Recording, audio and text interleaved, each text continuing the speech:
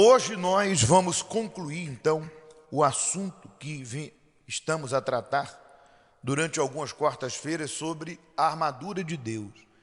E, voltando ao princípio, diz o livro de Efésios 6,13: portanto, tomai toda a armadura de Deus, para que possais resistir no dia mau. E hoje falaremos sobre orando em todo o tempo, com toda a oração e súplica no Espírito, e vigiando, nisto com toda a perseverança. Falamos já sobre o capacete, falamos sobre a couraça, sandália do Evangelho da Paz, falamos sobre a espada do Espírito, falamos sobre o escudo da fé. Semana passada foi o capacete, e hoje vamos falar sobre, leia comigo novamente, 18, orando em todo tempo, e com toda a oração e súplica, no Espírito, e vigiando nisto, com toda a perseverança e súplica por todos os santos. Muito bem, aqui falam de 3 atitudes que precisamos ter diariamente. Primeiro, estar em oração, sempre em espírito, quer seja falada, quer seja em espírito. Segunda coisa, vigiar. E a terceira, perseverança. Observe que em tudo na nossa vida, estão tratando de certas coisas na nossa vida, de repente eu nem precise pedir a Deus. Mas como eu e você vivemos pela fé e vivemos na fé, sabemos que podemos convidar Deus em todo tempo. Podemos convidar Deus a todo momento para fazer parte das nossas decisões. Mesmo naquilo que eu e você já sabemos. Mesmo naquilo que é do cotidiano. Que você diz assim, não tem como dar errado, que eu já sei fazer. Não tem como dar errado, porque eu já sei como que funciona. Mas nós sabemos que não podemos viver no piloto automático, que é o natural do ser humano. Isso acontece com qualquer um, comigo, com você. Nós acordamos e deitamos e muitas vezes fazemos coisas no automático. Porque já sabemos, porque já é hábito, já é costume. E por fazermos coisas no automático, não conectamos isso a Deus e às vezes acaba dando errado. Ou acaba acontecendo um imprevisto. Por exemplo, você sai de casa, você entra no teu automóvel, é o hábito, é o automático. De repente você conduz e tu nem observou nada, porque a mente já está no automático. Você já sabe como sair de casa e chegar aqui. Mas é importante que antes de sair, você faça uma oração. Por quê? Porque de repente ontem não aconteceu. Mas hoje no caminho existe uma armadilha. No caminho existe uma cilada. Então isso se aplica a todas as áreas da nossa vida. Saiu de casa para resolver algo, mesmo que você não precisa. Atenção, nós não precisamos fazer algo formal, ter lá que dobrar o joelho e fechar os olhos e orar uma hora, meia hora. Não. De repente você está saindo e está orando. Está em espírito de oração, porque aqui diz assim, orando em todo o tempo, com toda oração, súplica no Espírito. Claro, sabemos que orar em Espírito é você estar conectado a quem? A Deus. Mas para eu estar em Espírito conectado a Deus, porque o próprio Senhor Jesus disse, os meus adoradores me adoram, Espírito em verdade. Eu não estou vendo Deus, eu não estou vendo Jesus, mas eu creio. Em espírito é na palavra. Eu creio no que ele disse, invoca-me Aonde duas ou mais buscar, eu estarei ali. Eu creio no que ele disse, tudo o que pedirdes em meu nome é espírito. Conectado a Deus em espírito. Então, de repente, você não precisa dobrar o joelho, fechar os olhos, fazer, porque às vezes a pessoa se prende a isso. Às vezes a pessoa pensa que a oração só vai ser válida se ela fizer de uma forma formal. Não, tem que dobrar o joelho, tem que primeiro ler a Bíblia, depois... Não, nada disso. Eu vou ler o que eu estava à procura, para você entender que nós temos que estar em oração em todo o tempo, mesmo com os olhos abertos. Meu Deus, em nome de Jesus. E eu vou lhe provar isso. A Bíblia diz que Neemias recebeu a notícia que Jerusalém estava em ruínas e os muros derrubados e queimados. E ele, como fazia parte do povo de Israel, hebreu, ele sentiu no espírito, colocado pelo próprio Deus, movido a fazer algo. E a Bíblia diz que ele foi servir ao rei, porque ele estava exilado, mas ele era servo do rei. E a Bíblia diz que quando ele foi servir o rei percebeu que ele estava triste. E diz aqui, e disse ao rei, viva o rei para sempre. Desculpe, deixa eu voltar um pouco antes. E o rei disse a Neemias, por que estás triste? O teu rosto, pois não estás doente? Não é isto, senão tristeza de coração, disse o rei. Ainda bem que esse rei era uma pessoa que tinha empatia, né? Empatia. Se coloca no lugar das pessoas, se preocupa em ajudar, né? Bem, isso é um outro assunto. Não é isso, senão tristeza de coração. Então temi sobremaneira, disse Neemias. E disse ao rei, viva, ó rei, para sempre, disse Neemias. Como não estaria triste o meu rosto, estando a cidade, o lugar do sepulcro dos meus pais, assolado, e tendo sido consumida suas portas pelo fogo. Certamente o rei tinha alguma estima pelas pessoas mortas, por isso que ele mencionou. E o rei me disse, que pedes agora? Ele estava diante do rei, ele era copeiro servindo o rei, e o rei disse, que pedes agora? Então, olha só, orei a Deus do céu. Como que ele orou se ele estava diante do rei? Aqui não diz que houve nenhum intervalo. Ele estava ali diante do rei servindo. E o rei se deu conta da tristeza, porque você está triste, isso deve ser tristeza de coração. Ele disse, olha, a cidade dos meus pais está destruída, enfim. E o rei disse, que queres? Não? Fez uma pergunta, que queres agora? O rei e disse, que me pedes agora? Então orei ao Deus do céu. Ou seja, Neemias, ali de olhos abertos, diante do rei, ele fez uma oração. Isso quebra a religiosidade, a formalidade. Porque a ideia que se tem, às vezes, é que Deus só vai receber se tiver uma formalidade, um ritual. Tem que ter um ritual. Tem que ter uma formalidade. Meu Pai, conversa. Deus tem suas leis, seus mandamentos, mas Deus é Deus. Ele vai avaliar o que está dentro de nós. Que adianta ficar com um monte de formalidade se o coração é sujo, se a intenção não é boa. Então, naquele momento de olhos abertos, entenda, não significa que é óbvio que aqui na igreja você vai ficar. Tem um momento, tudo tem seu tempo. Mas eu estou falando de orar em todo o tempo, que não precisa de uma formalidade. Se você está em espírito, como Neemias, diante do rei, ele já orou ali. segundos. Vamos lá, o rei me pergunta, eu tenho que responder.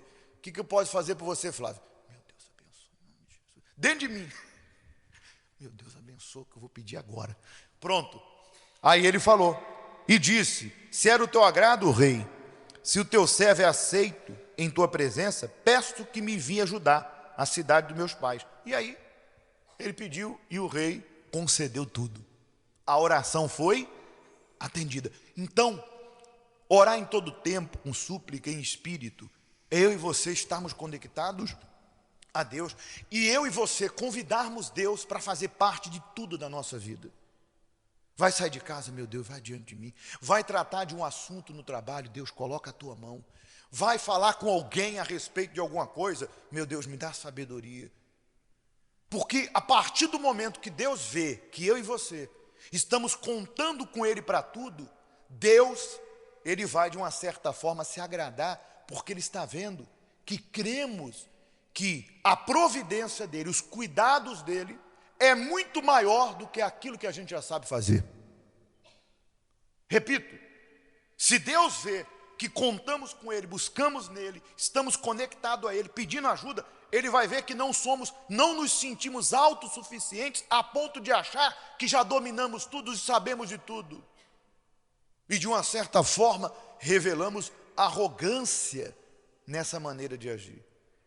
Então, senhora, senhor, ainda que alguém te chame de fanático, disso, aquilo, mas é óbvio, é claro, ele foi sutil, não há fanatismo nisso. É até bom usar essa palavra para esclarecer bem. Imagine se o rei dissesse: o que eu posso fazer? E ele: peraí, rei, meu pai, meu Deus, o rei perguntou o que pode, então agora, Deus. Porque de repente há pessoas que agem dessa forma. Elas se vestiram de uma religiosidade que tudo para elas tem que ter ritual, tem que ter formalidade. Por exemplo, você vai comer, agradece a Deus.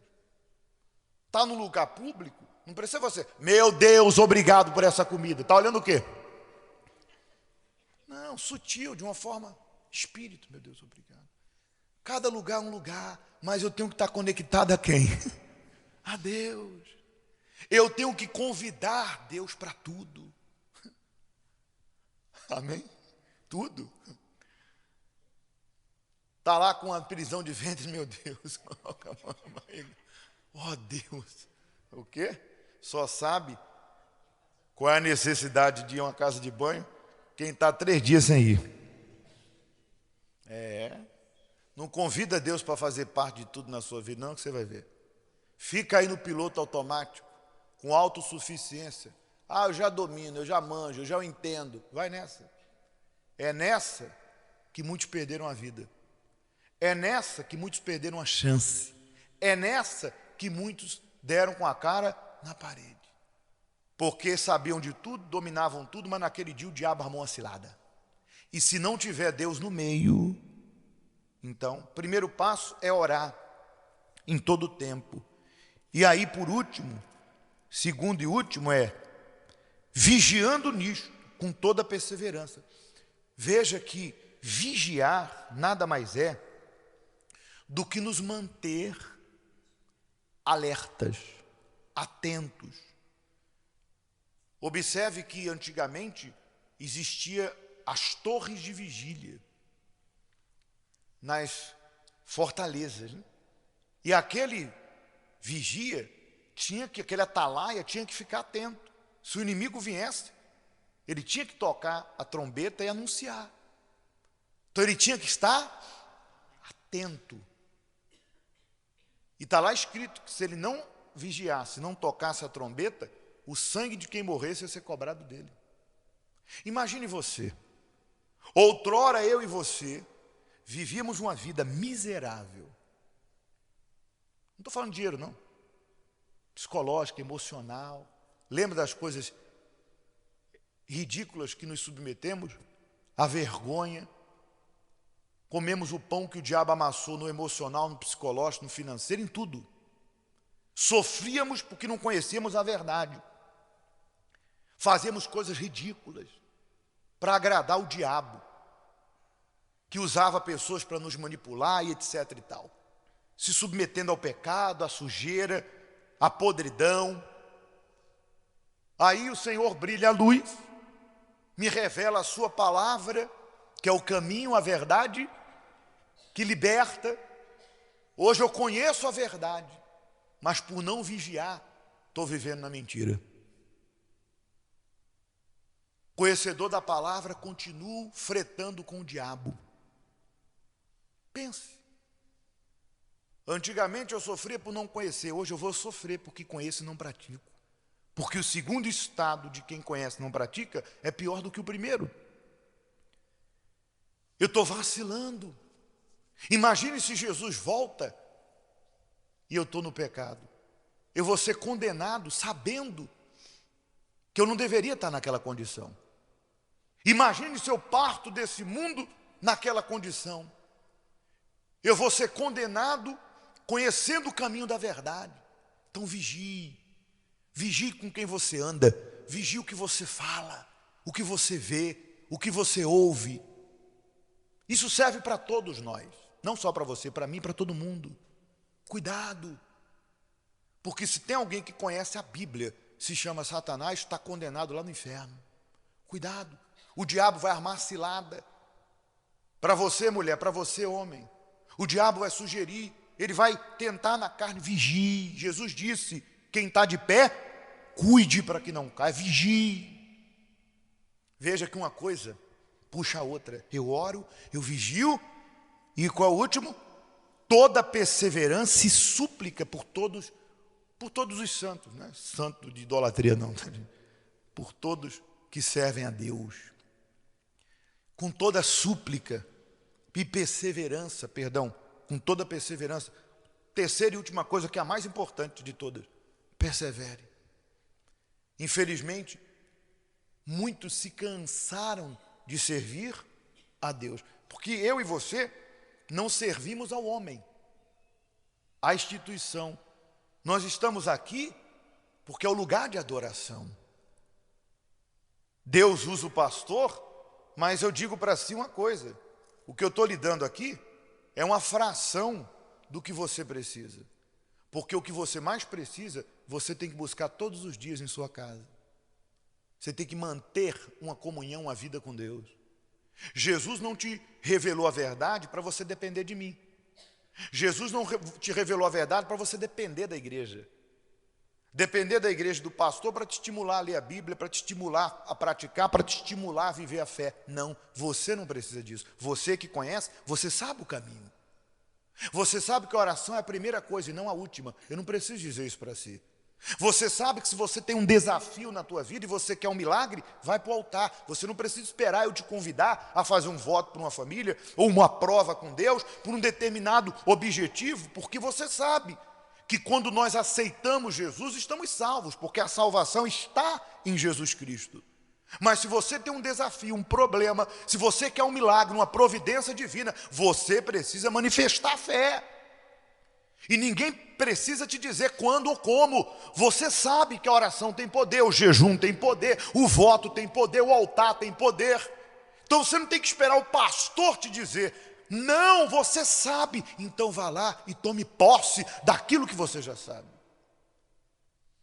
Pratique. Então, infelizmente, muitos, por só depender do que o pastor dá e de estar na igreja, quando sai porta fora, não perseveram onde? Na palavra. Não tem vida com Deus. E por não ter vida com Deus, não tem experiências. E por não ter experiências, a pessoa acaba desistindo. Deus não é meu.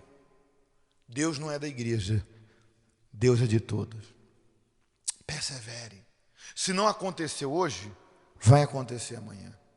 Se não aconteceu no seu tempo, vai acontecer no tempo de Deus. Não desista da palavra. Se não aconteceu, pense, porque você e eu não estamos prontos para receber. Eu já dei o exemplo daquela árvore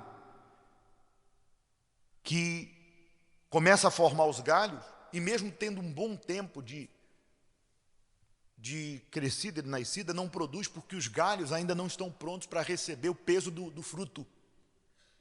Primeiro a árvore tem que se estruturar, porque quando o fruto vem, ele é tão pesado que ele vai inclinar, mas não quebra. Tem coisa que se entrar na tua vida hoje vai ser a pior coisa para você. Tem gente que o que você está pedindo hoje, se você receber, você vai se perder. Mas de repente, na sua infantilidade espiritual, você está naquela de só querer prazer, igual criança. Eu quero prazer, eu quero coisa boa, eu quero coisa boa. Não, a vida não é feita só de prazer. É de aprendizado, é crescimento, é amadurecer. Se Deus me desse tudo o que eu pedi para Ele, eu nem aqui estaria. Mas era mal ou bom? Bom, mas não era o tempo. Então, de repente, você está aí nervosinha, tristinha, porque não recebeu. Porque Deus sabe que isso ainda não é o tempo para acontecer na tua vida. Então louve, agradeça. Diga para Ele: Senhor, me prepara. Eis-me aqui, Deus. Se não é o tempo, então me ajuda a lidar com tudo que eu estou vivendo. Conta com Deus. Aí entra a oração de novo. Me ajuda a lidar com meu filho, meu marido, com esse problema emocional, casamento, família. Senhor, se não aconteceu, eu creio que vai acontecer, mas me dá a tua graça. E que eu saia mais forte do que nunca dessa situação. E que eu possa ter moral e credibilidade para ajudar outras pessoas, porque eu venci, eu saí, eu consegui. Porque uma coisa é você contar bênçãos para uma pessoa. Outra coisa é você contar experiências de vitória. Eu tenho isso, tenho aquilo outro. Amém. Olha, eu estava às portas da morte. Olha, eu passei por um problema que foi um inferno na minha vida. E eu venci. Sério? Conta para mim como é que foi. As pessoas respeitam e dão credibilidade a quem venceu. A quem tem experiências com Deus, não somente bênçãos. Você pode mostrar um belo carro, uma bela casa. Amém. Mas as pessoas não respeitam isso. Elas respeitam experiência de vida. Tu sair de uma situação, em nome de Jesus vencer, e você poder ajudar outras pessoas a fazer o mesmo. Então não desista. Se não aconteceu, por isso que agora nós vamos buscar e vamos nos humilhar diante de Deus. Eu não sei como está você. Se você não se entregou para Jesus, se você está frio espiritualmente, apagou o espírito, precisa voltar ao primeiro amor, agora é a hora de você dizer: Senhor, me perdoa, porque eu não tenho praticado isso. Eu não tenho orado em todo o tempo em espírito. Eu não tenho vigiado, mesmo conhecedora da verdade, estou fazendo coisas que minha consciência me condena. E eu não tenho perseverado no Senhor. Me ajuda, Deus. E Ele vai te ajudar. Amém?